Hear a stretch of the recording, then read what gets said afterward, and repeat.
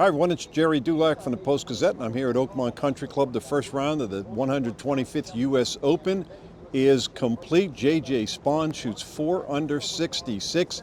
He's the first round leader, a bogey-free round. Nobody saw a bogey-free round coming from anybody at Oakmont Country Club, let alone J.J. Spaun. Our U.S. Open report is brought to you by Mike's Beer Bar, your spot for every major sporting event with over 20 TVs. You won't miss a moment of the action from the U.S. Open to Pirates baseball. Mike's has hundreds of local beers available, so tell your friends to meet at Mike's. It was a surprising day in a way to see J.J. Spaun, Tristan Lawrence. They are the two leaders at the top of the leaderboard. We haven't heard from J.J. Spaun since his aggregate 3-hole playoff loss to Rory McIlroy at the Players' Championship. Tristan Lawrence has missed 10 of his 10 cuts in his 12 appearances on the PGA Tour. So to see those guys at the top of the leaderboard, little surprising, and it was also surprising to see 14 of the top world-ranked players all shot over par. All 14 of them. You have to go down to number 15, Ben Griffin, to find a world-ranked player who was under par today at Oakmont, and that starts with Scottie Scheffler. You talk about surprises and something uncharacteristic. Scottie Scheffler made 6 bogeys. You just don't see that from him. 3 birdies, 6 bogeys. That's his highest score relative to par since the third round of the Genesis Invitational this year. Look, it's Thursday. There's a long way to go. He's still in this golf tournament. Doesn't want to put up another 73 tomorrow, but I'll tell you what, this golf course is going to continue to get harder. Only 10 players were under par today. Only 2 holes played under par, and so it's only going to get harder. And with that 4 under par, I don't think you're going to see 4 under par at the end of the tournament. And Jerry, Scottie wasn't the only player who struggled, the only big name who struggled in round 1. Tell me about what you saw from Bryson DeChambeau and Rory McIlroy. Yeah, I was out with Rory early, and he came to the turn. He had shot. He was 2 under par, made a nice 2-putt par at 18. He bombs a drive on number 1, 378 yards down that fairway. He just had a little chippy pitching wedge to the green. He left it on the front edge of the green, and he 3-putted for bogey. That was his first bogey of the day. Then he misses a short birdie, 10 feet, 12 feet at number 2. He misses a makeable birdie at number 3, 10 feet, 12 feet. And then on 4, he blows his tee shot right into the fescue. He could barely chop it out of that hay, maybe 20 yards. Then now he has even a nastier lie in the rough. He's somewhat standing on a slope near the bunker. He gouges at about 10 yards, and then he blasts it out to the fairway, maybe 50, 60 yards.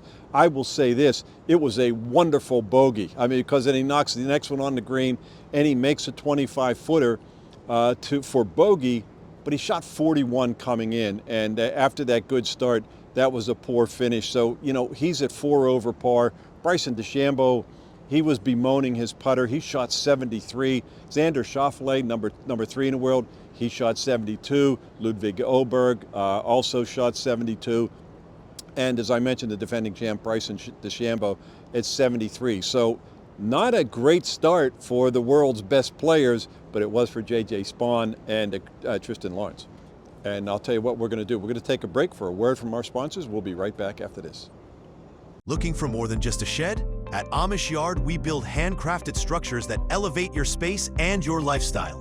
From backyard barns to fully finished retreats like this custom-built golf simulator and pool house, our team works with you to design a structure that fits your vision. Every detail is thoughtfully designed and built with precision, using the highest quality materials available. Call today to discuss a customized quote. Built to last, built with care, built by Amish Yard.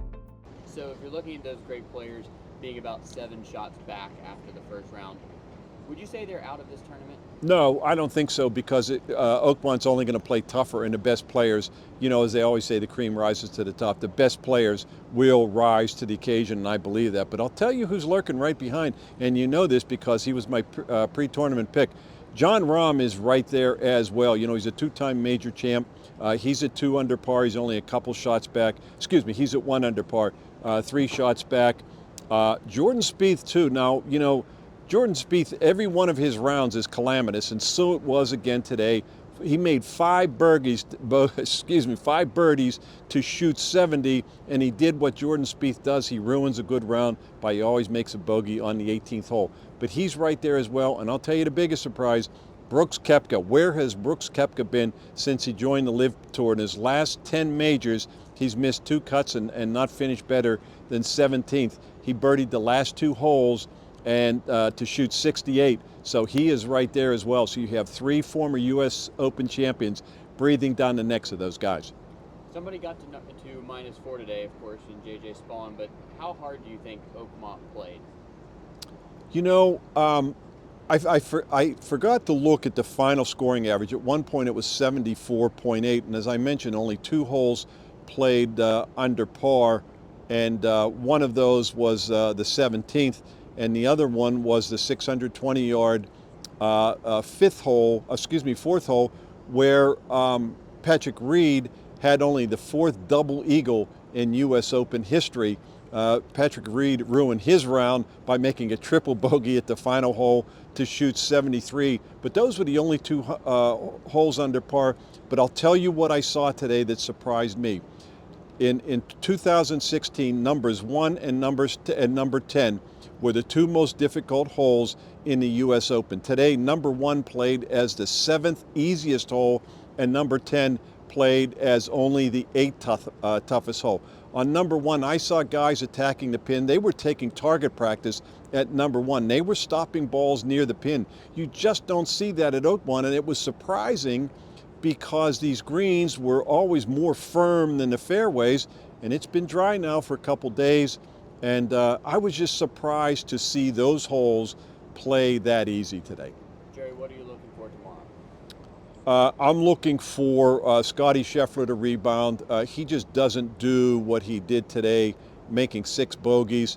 If he shoots even par tomorrow, I bet you he's among the top 5 players. I think Rory needs to rebound. He got off to a good start. He was playing very well, you know, through 12 holes, and then it just got away with him with that one wayward tee shot, and that just started him on a bad decline. So, and I think Bryson DeChambeau, his problems were putting, and I think you will see those guys make a move. I'm going to hold off on Jordan Spieth, but I really think you'll see Jon Rahm make another strong move to the top, and I think it's only going to get tougher out here. I don't think it's supposed to rain till Saturday. I don't know what the forecast is tomorrow night, but it's only going to get more firm, and the golf course is going to play faster and tougher, and you're just going to see the scores continue to come down. If somebody shoots 66 tomorrow, it's going to be somebody back in the pack. But you're just not going to see a lot of that going forward. But if they are going to do it, it'll probably be tomorrow more so than on the weekend. Thank you for checking out this content from Post-Gazette Sports. If you watch this video on YouTube, please like the video and subscribe to our channel. For all of the sports coverage the Post-Gazette has to offer, visit post-gazette.com.